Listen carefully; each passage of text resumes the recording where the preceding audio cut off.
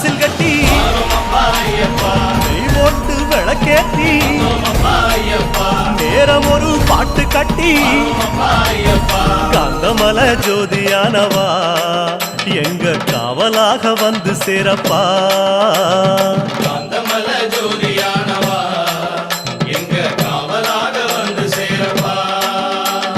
சந்நிதியில் கட்டுங்கட்டி ஐயப்பா சபரிமலை காடு தேடி ஐயப்பா